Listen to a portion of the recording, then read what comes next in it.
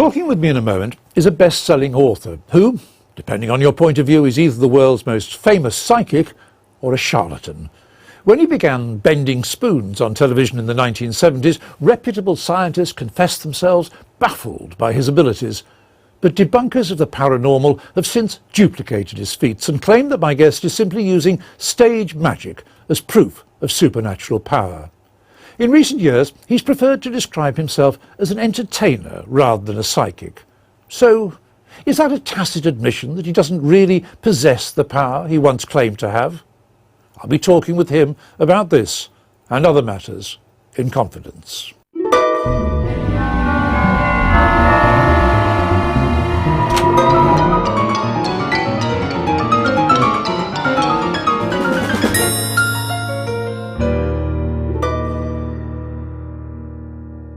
I share one little tiny thing with you, that some years ago I used to do a lot of motivational speeches. I wasn't really very good at it.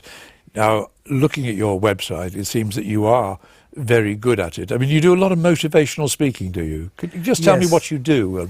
I travel the world and I try to motivate and inspire people. And these presentations, shows, call it whatever, they start and end with huge corporations to small groups of people, but I enjoy doing it. What I try to present today, Laurie, is, you see, the fame around Uri Geller that started with the trivial spoon bending came to a peak from which I could transfer myself into the realms of pure motivational lectures. And it's fascinating to see the spoon bending became a placebo effect. And I'll explain you what I mean by that.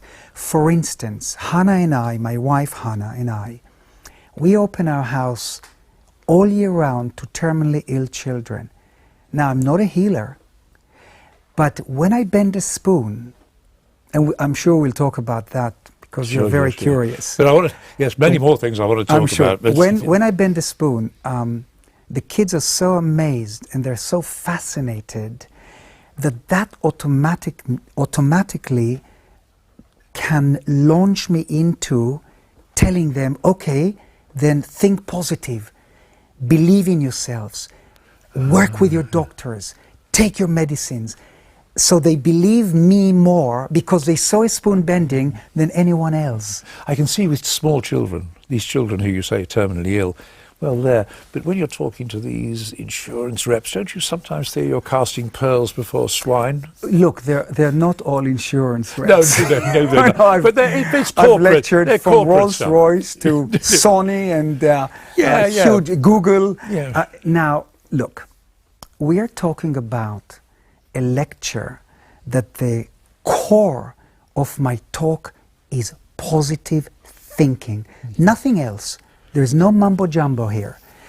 It's about believing in yourself, and it is about achieving your goals. It's about confidence. It's about an energy that we all have. And if you know how to use it the right way, then you will achieve your goals. And it's so entertaining because of, you know, I remind them what made Uri Geller famous.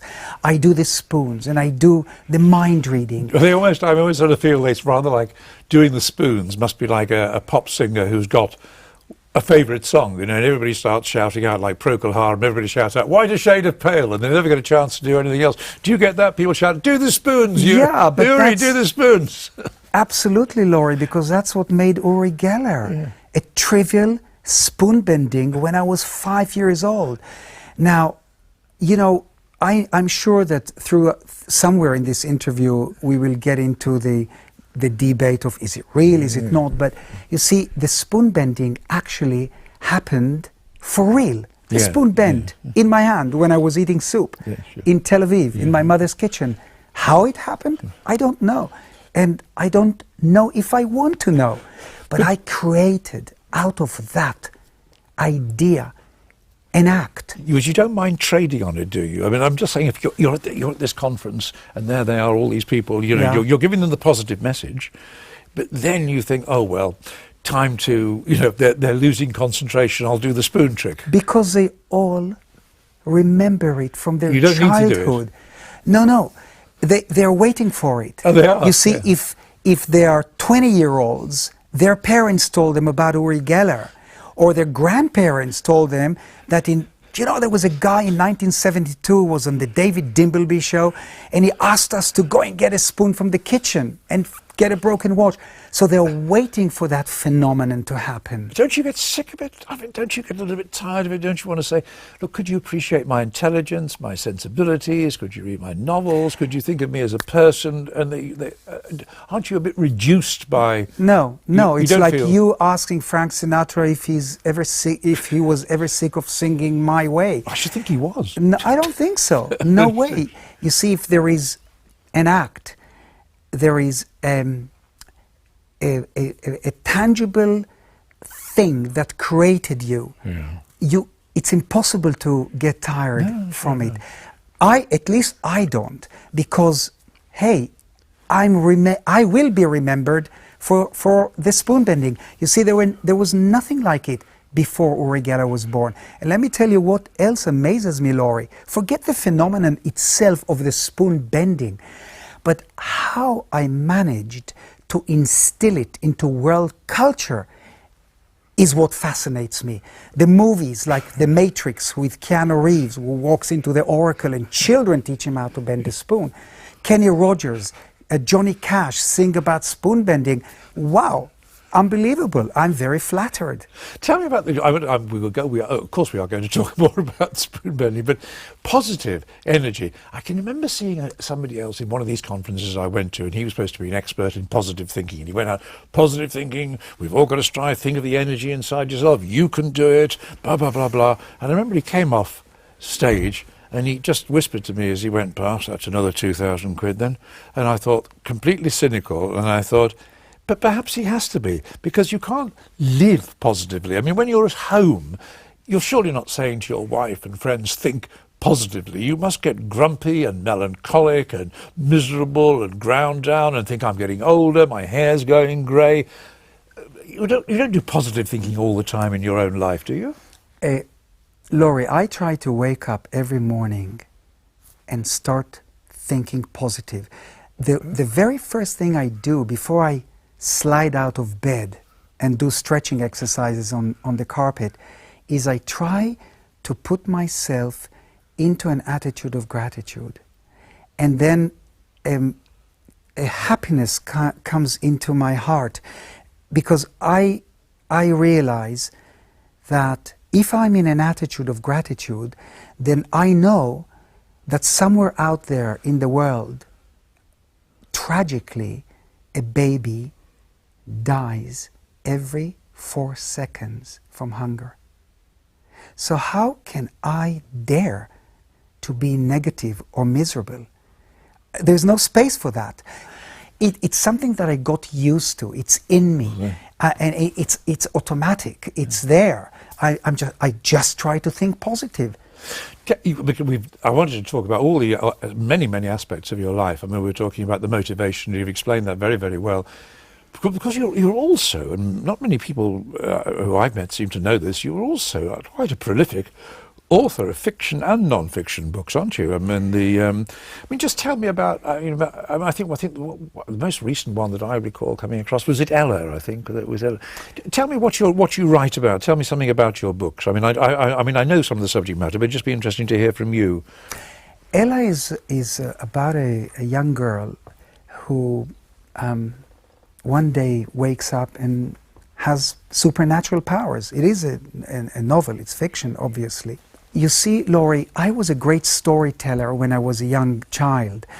I'll never forget when the teacher had to go out and do something and leave the whole class. She would tell me to come up and tell stories. I would fantasize and I would make up amazing tales, and I would stand in front of the classroom, and I'm talking about the ages of what I was 7, 8, 9, 10 years old, and I would come immediately. I would improvise amazing fictional tales of dragons and wars. These books of yours, they sell well all over the world. Then well, look, I'm not a best-selling author. I'm not a but in England, Dan Brown. In England, they sell. Yes, my books sell, but what I try to do, Laurie, throughout my life, I constantly reinvent myself. I love writing. I'm a great storyteller, so I wrote books. I'm a painter. I design things. I worked with Salvador Dali for 2 years. Now, I'm in a great position because money does not motivate me. Money stopped inspiring me. I went through those cycles years, decades ago. I have enough. So it's not that, oh, why isn't the phone ringing? I'm not concerned about that facet of my life. Therefore, I allow myself to do whatever I want to do, whatever pleases me, whatever allows me to create something good, positive and nice. I just want to ask you this, and I mean this in the kindest way possible, but when I was looking at your website, and I see I can't help but notice your famous friends. I mean, there are pictures of you with everybody. I mean, there's Clint Eastwood, John Lennon, Elton John, of course Michael Jackson, you already mentioned, Salvador Dali, and then more recently people like David Blaine. But I mean, are these real friends? Are these people who ring you up, come and see you? And many of them I stay in touch. Of course I do. Some of them I just took a picture and probably I'll never hear from them again because they're so huge as superstars living somewhere in Beverly Hills and they're busy with their movies.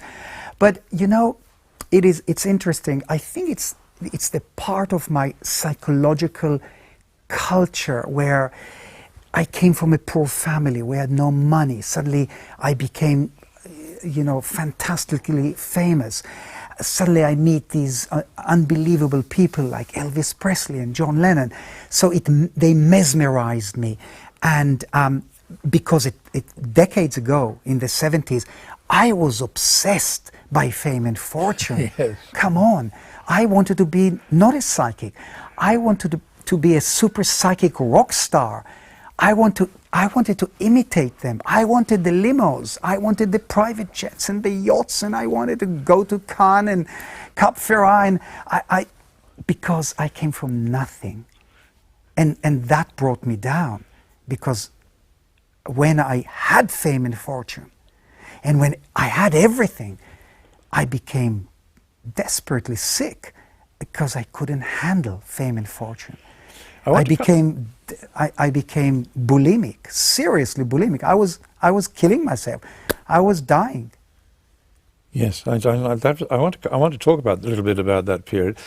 Just staying with that friendship thing, though. I mean, it would be if I didn't mention it, because it did seem that occasionally some of these people that we're talking about, this long list of celebrities, I mean, some of them come close. Michael Jackson you became very, very close to him, and I mean, what was the connection between the two of you? Did you see something in each other? I'm hugely controversial, Laurie. You know that. You did your research. Come on. From the day I came out in Israel, with my shows, I was attacked, left, right, and center. But we'll discuss that a little later if you wish. So I learned how to live with controversy. I knew how to use it. Michael was hugely controversial. There was some kind of understanding what he was going through, what I was going through.